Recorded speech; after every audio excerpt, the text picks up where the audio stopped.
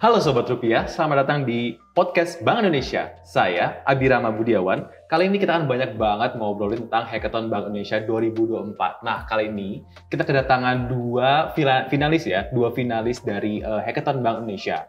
For your info nih guys, jadi dua finalis ini tuh udah dikurasi dari 2000 lebih pendaftar di Hackathon Bank Indonesia 2024. Apalagi kita ini sangat-sangat perdana banget untuk acara Hackathon Bank Indonesia 2024 ini. Nah, boleh dong Mas, perkenalan dulu dari Mas siapa dan Mas siapa? Oke, saya Kenny dari tim Berisik, BRI Risk Intelligence Core. Dan saya Samudra, perwakilan untuk Touring Team. Untuk Touring Team, berarti Mas Kenny dari Berisik dan Mas Samudra dari Touring Team. Saya ucapkan selamat dulu sudah lolos untuk menjadi finalis di Lomba Hackathon Bank Indonesia 2024 ini. Nah, mungkin boleh dong sebelum ke Mas Samudra nih ya, boleh dong Mas Kenny jelasin secara general deh mungkin buat penonton kami Sobat Rupiah ini gimana inovasi Mas detailnya seperti apa, terus gimana cara diterapin di Indonesia, apa keuntungannya dan lain sebagainya Mas. Oke, jadi secara prinsip kan Berisik itu di dalam core-nya adalah credit scoring. Core-nya credit scoring. Tapi Berisik itu dibungkus dengan berbagai teknologi artificial intelligence yang lain. Contohnya kita mengakomodir data-data unstructured. Ya kan, jadi misalnya selama ini teman-teman mungkin ya sebagai fakta 80% daripada penduduk Indonesia itu underbank dan unbank ya. Jadi misalnya ada nasabah yang mungkin tidak punya pendapatan tetap tapi aktif di e-commerce misalnya. Nah, hal itu nggak bisa di-capture dengan data-data konvensional. Nah, tim Berisik mengakomodir proses itu. Nah, selain itu juga kita memperkaya credit score itu dengan AI coach. Jadi maksudnya seperti ini. Teman-teman biasanya tuh pinjaman itu sesuatu yang stigmanya mungkin masih negatif ya di Indonesia. Nah, AI coach itu memberikan penjelasan apa itu lending dan konsekuensi daripada lending itu seperti apa. Dan juga kita membantu teman-teman yang gagal bayar.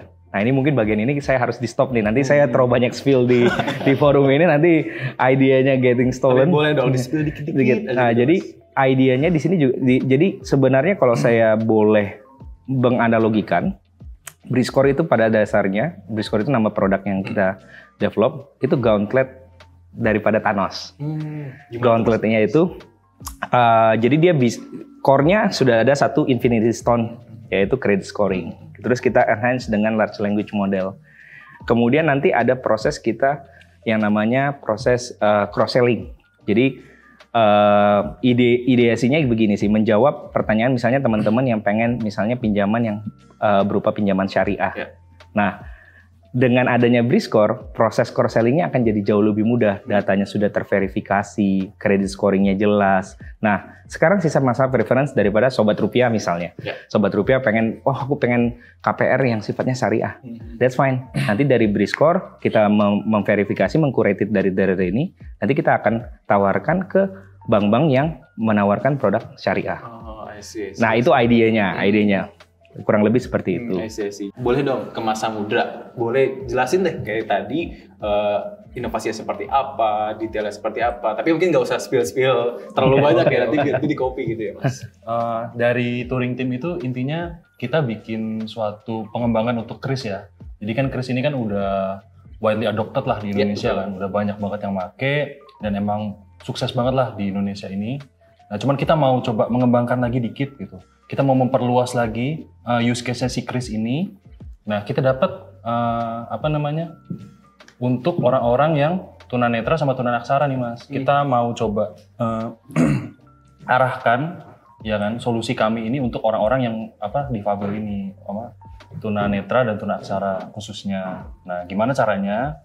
Sebenarnya core-nya atau intinya dari project kami itu cuman model NLP open source yang kita coba racik gitu kan, kita racik dikit sesuai dengan use case kami, ya kan. Jadi intinya itu sebenarnya voice interface Kris kan. Jadi Kris yang kita bisa cuman sebut angka, nanti akan mengenerate QR code atau Krisnya gitu nanti. Jadi harapannya dari kita adalah nanti untuk masyarakat Indonesia yang tunanetra dan tunaksara, atau mungkin untuk masyarakat Indonesia yang memang preferensinya itu lebih ke saya mau Kris yang langsung ngomong aja gitu. Itu juga bisa dipakai dan nanti juga akan meningkatkan inklusivitas dan juga target BI yang tahun 2024 ini juga ada peningkatan untuk inklusivitas kan.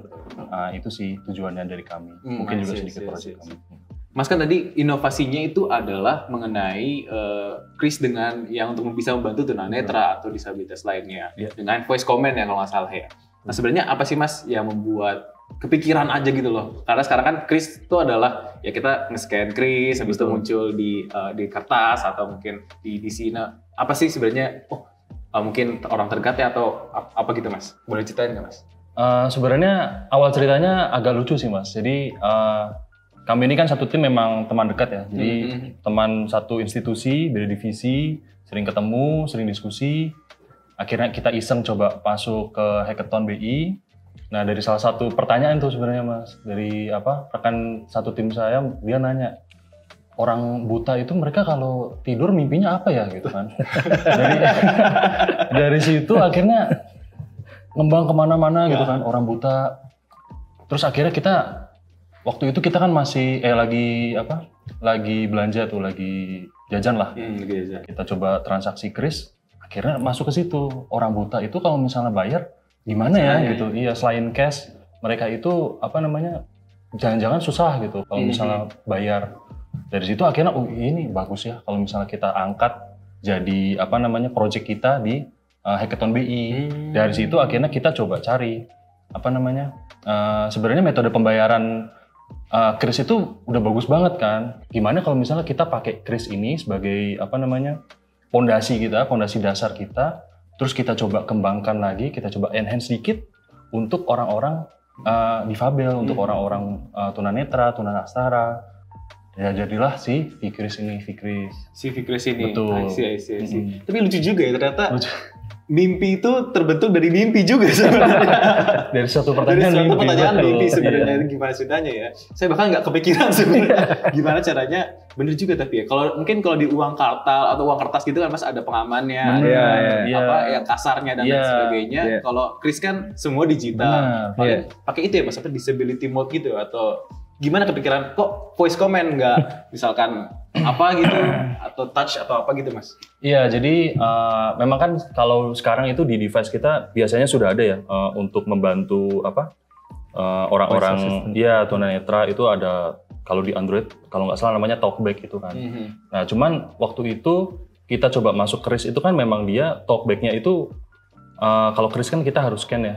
Nah dia itu belum ada fitur Talkback untuk si Kris gitu. Makanya dari situ kalau gitu kita tambal aja gitu. Kita coba improve si Kris ini yang sudah widely adopted juga gitu untuk orang-orang tunanetra agar bisa pakai juga. Karena kan memang sekarang adoption rate-nya Kris itu udah tinggi, udah bagus. Menurut kami udah oke, tinggal kita enhance buat si orang tunanetra itu. Dari situ sih Mas sebenarnya kenapa Kris gitu kan. Mungkin kalau tantangannya itu apakah data gitu juga nggak Mas sebenarnya? Kayak data-data kan kalau nggak salah nih, kalau pernah baca proposal dan videonya sampai si video juga kan, itu mendeteksi gimana kata-kata yang bayar 10.000 gitu. Nah itu kan perlu tahu juga nih sebenarnya. Apalagi mostly library-nya si voice comment mungkin banyak kan bahasa Inggris kali Mas ya, dibanding bahasa Indonesia. Itu gimana sih Mas kalau dari Mas sendiri? Jadi itu tantangan waktu development-nya ya Mas. Jadi tantangan waktu kita develop itu memang sebenarnya mayoritas itu karena kita harus mendevelop project kita di tengah-tengah kita harus membagi waktu lah antara kerja ya kan sama development gitu.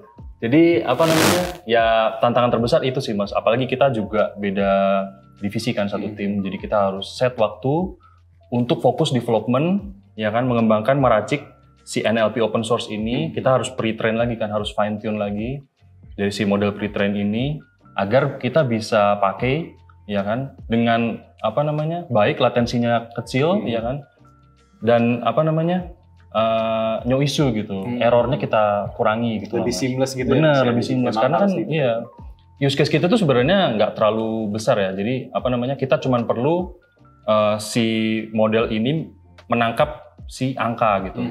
Si angka ini kita bisa tangkap dengan baik, dengan seamless dan cepat gitu kan. Karena kita pengen experience si usernya juga oke. Gimana caranya? itu apa namanya bisa seamless ya kan, bisa oke.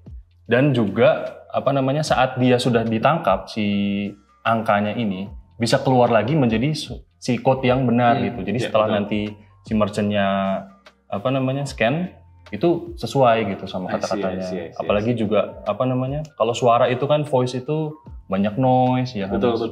Banyak kata-kata yang bukan angka kayak gitu sih. Lebih ke apa kita fine tune-nya sih Mas. Betul. Apalagi sebenarnya kita tantangannya di Indonesia ini banyak banget bahasa-bahasa ya Mas, bahasa daerah dan segala macam. Logat. Itu juga logatnya juga. Logat Jawa itu. Tengah, Jawa Timur pun sebenarnya beda sebenarnya. Itu mungkin yang perlu dilihat lagi kali ya Mas. Oke. Mungkin sebelum lanjut lagi nih Mas, balik ke Mas Kenny. Sebenarnya tantangannya apa sih? Mungkin kalau tadi kan pembagian tim karena timnya beda nih. Nah, kalau Mas Kenny sendiri apakah satu tim atau mungkin dalam sisi itu dalam sisi pengembangan? Kalau misalnya dalam sisi implementasi apakah sulitkah untuk mengimplementasi credit scoring? Mungkin kalau menggabungkan dengan industri satu dengan bank A, B, C itu sulit untuk misalnya partnership-nya atau bagaimana Mas? Ya, jadi secara prinsip untuk kita sih percaya apapun namanya sebenarnya Indonesia itu harus punya suatu sistem credit scoring yang dimana itu standar ya. Standar ya Mas. Kalau di Amerika itu ada FICO score yang sebenarnya itu institusi private institution. Nah di Indonesia kita masing-masing bank itu membuat sendiri dan juga sebenarnya BRI Score itu bisa digunakan untuk institusi bank-bank kecil misalnya yang tidak punya bisa ngedevelop data scoring. Bahkan kita udah punya pengembangan itu untuk ke koperasi. Jadi ke arah sana. Nah, yang kami lihat sih use case-nya clear, path-nya clear, arahnya kemana. Nah, challenge-nya itu adalah kita butuh suatu komitmen untuk supaya produk ini bisa berjalan. Nah, itu challenge yang ada karena necessity-nya itu jelas itu diperlukan. Betul. Bahkan simple saja untuk sistem verifikasi data yang sudah terintegrasi itu saja sudah memenangkan 1 poin gitu kan. Nah, ini makanya dalam hal itu sebenarnya makanya daripada itu kami ada suatu kerinduan nih ikut Hackathon Bank Indonesia ini supaya suara-suara ini tersampaikan loh. Kita punya capabilities, kita punya talent artificial intelligence, talent IT yang sebenarnya secara prinsip bisnisnya ini sudah jelas dibutuhkan. Nah, itu sih saya rasa challenge-nya. Nah, satu yang harus saya emphasize di sini bahwa ada nilai jual tersendiri daripada BRI Score, yaitu brand daripada perwakilan dari dalam hari ini Kementerian BUMN ya kan. Jadi ada suatu nama yang kita bisa well established gitu kan selama ini dari teman-teman fintech yang menginisiasi proyek-proyek ini. Diharapannya dengan suatu brand yang cukup jelas. Makanya kemarin kita sempat diskusi di dalam internet ini sebaiknya namanya BRI atau nama yang lain yang lebih representatif. Karena sebenarnya kebutuhannya bukan hanya untuk BRI saja, tapi juga untuk bangsa Indonesia sendiri. Nah, ini salah satu message yang kita bawa juga nih dari Berisik. Nah, mungkin dari Mas Samudra sendiri nih, kenapa pilih problem statement nomor 2? Tadi kan mungkin lebih mengambil porsinya dari orang-orang yang disabilitas. Kenapa nggak yang risk management atau mungkin yang pertama? Kalau dari tim kami itu sebenarnya karena kita cenderung memilih solusi dulu sih Mas. Jadi awalnya karena tadi idenya itu solusi dulu baru masalah kan dari mimpi kan Mas. Kita produk dulu baru masalah. Oke, akhirnya kita coba going through itu si problem statement dapat yang 2. Tapi sebenarnya kita juga ada brainstorming untuk problem statement yang lain sih Mas awalnya itu. Jadi kita memang waktu itu throw beberapa ide ya kan, throw beberapa kira-kira untuk problem statement pertama atau yang ketiga itu bisa apa aja. Cuman memang kita akhirnya lebih memilih untuk mengejar si problem statement kedua ini, si inklusivitas ini. Karena memang kita mikir pertama inklusivitas ini inline sama misinya Bank Indonesia kan. Inklusi keuangannya mau ditingkatkan. Di tahun kemarin 2023 itu kan sudah cukup tinggi, 87 atau berapa persen gitu kan. Sudah cukup tinggi. Nah, kita coba tingkatkan lagi. Kira-kira mana sih yang belum tercover sama sama kita gitu. Nah, kita melihat inklusivitas ini jawabannya, inklusivitas untuk orang-orang difabel ini jawabannya, Mas. Jadi kita merasa waktu itu problem statement kedua ini yang paling cocok untuk kita ambil lah, seperti itu, Mas. Tapi bukan berarti problem statement 1 dan 3 itu lebih susah dibanding nomor 2 kan sebenarnya. Bukan. Tapi memang gimana? Apakah menurut Mas ini sama susahnya atau apakah mungkin beda atau ada yang lebih mudah, ada yang lebih dimudahkan atau gimana? Pastinya sama susahnya sih. Pasti problem statement 1 dan 3 ini ada challenge-nya sendiri lah, Mas. Benar. Tujuannya ini juga sama-sama bagus pastinya, makanya dijadikan problem statement dari hackathon ini kan. Cuman memang simply karena kita berdua ini lebih memilih untuk ke problem statement kedua aja. Mungkin memang karena solusi yang dipikirkan mungkin yang lebih mungkin kali ya, lebih condong itu lebih ke problem statement nomor 2. Ya Mas, tadi kan udah ngomong ini tentang hambatan-hambatan kali ya.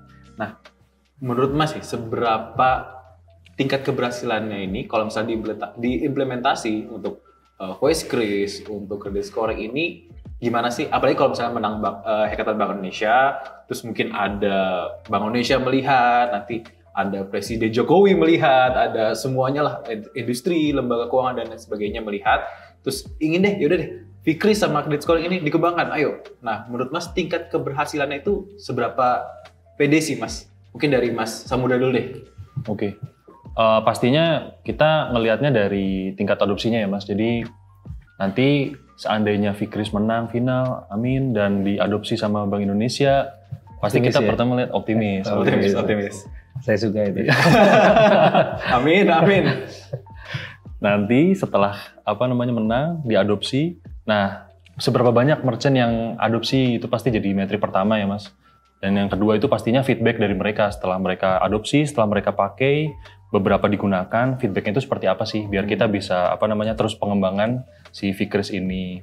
Itu lalu juga pastinya kita akan monitoring terus Mas, penggunaan si Fikris ini tuh volume transaksinya berapa sih gitu, penggunaan pembukaan setiap harinya berapa sih, seperti itu sih Mas. Jadi saya harapannya sih memang ini ada keberlanjutannya ya Mas ya. Jadi si Fikris ini tuh istilahnya bukan jadi penggantinya Kris gitu, tapi sebagai komplementari dari si Krisnya itu. Ya, benar Mas. Jadi masyarakat itu ada opsi untuk menggunakan Kris yang voice based gitu, voice interface-nya. Seperti itu sih Mas mungkin ya. I see. Nah, terakhir nih sebenarnya, mungkin ada pesan-pesan nggak? Jadi kan ini memang perdana banget nih Hackathon Bank Indonesia 2024 yang akan jadi annual event ya. 2025 nanti ada lagi, 2026, 7, 8, sampai seterusnya. Nah mungkin dari Mas Kenny dulu deh, ada nggak sih pesan-pesan inspiratif nih buat anak muda, untuk inovator, kita panggilnya inovator sekarang di Hackathon nih, yang mau mengikuti Bank Indonesia Hackathon 2025 tahun depan. Iya. Pertama selalu siapkan materinya dengan baik ya. Beberapa tim itu, kalau kita ngobrol itu beberapa tim idenya bagus, tapi karena kebetulan ada beberapa tim yang kami kenal, kami tahu, tapi problemnya adalah tidak menyampaikannya dengan baik. Nah, padahal idenya bagus. Nah, itu yang saya lihat perlu dikembangkan, perlu diperbaiki. Yang kedua, kami berharapnya Hackathon Bank Indonesia sendiri 2024 juga di 2025 ke depannya itu lebih inklusivitas. Karena di Indonesia ini luas, talent artificial intelligence-nya sebenarnya spreading di seluruh Indonesia. Jadi mungkin Bank Indonesia harus memikirkan solusi mengakomodir talent tersebut. Siap, baik. Mungkin kalau dari Mas Samudra gimana? Ada pesan-kesan atau? Kalau dari saya pribadi sih, saya apresiasi banget ya Mas, ada dari Bank Indonesia ini hackathon ya kan, untuk menampung ide-ide cemerlang. Dan pastinya pesan dari saya sih untuk hackathon berikutnya itu untuk teman-teman inovator Sobat Rupiah di luar sana ya kan, shoot your shot lah. Jadi saya yakin pasti banyak banget nih teman-teman Sobat Rupiah yang punya ide, yang punya inovasi ya kan. Hackathon Bank Indonesia ini kesempatan yang bagus banget lah buat ya itu tadi, shoot your shot gitu. Kalian nggak akan tahu ternyata ide kalian itu sebagus itu atau value-nya itu setinggi itu kalau misalnya emang kalian tuh nggak pernah coba gitu kan. Jadi pesan saya itu aja dari saya ke teman-teman Sobat Rupiah, shoot your shot lah. hackathon ini udah kesempatan yang bagus banget. Gitu. Kesempatan emas ya, karena Emas cuma ada banget. setahun sekali sebenarnya. Benar. Baik. Gitu, Mas. Sobat Rupiah, itu tadi kita sudah berbincang-bincang dengan Mas Samudra dan juga Mas Kenny dari tim Touring dan juga tim Berisik tentang experience mereka, pengalaman mereka akan Hackathon Bank Indonesia 2024 ini. Tadi udah mendengar inovasi-inovasi mereka, shoot your shot ya, kalau Shoot your misalkan shot. untuk para digitalis, para inovators untuk hackathon selanjutnya. Nah, saat ini para finalis, 10 finalis ini diambil dari 2000 peserta, dikurasi lagi menjadi 32 semifinalis, dan akhirnya menjadi 10 finalis yang hari ini dan sampai tanggal 31 sedang melakukan mentoring, sedang mengembangkan prototipe dan nanti akan dijuri. Dan jangan lupa bahwa tanggal 1 sampai 4 Agustus itu mereka akan showcasing di mini stage di panggung utama di booth-nya acara kita yaitu di FECDI, Festival Ekonomi Keuangan Digital di Indonesia. Jadi jangan lupa untuk hadir menonton mereka mempresentasi, pitching dan lain sebagainya.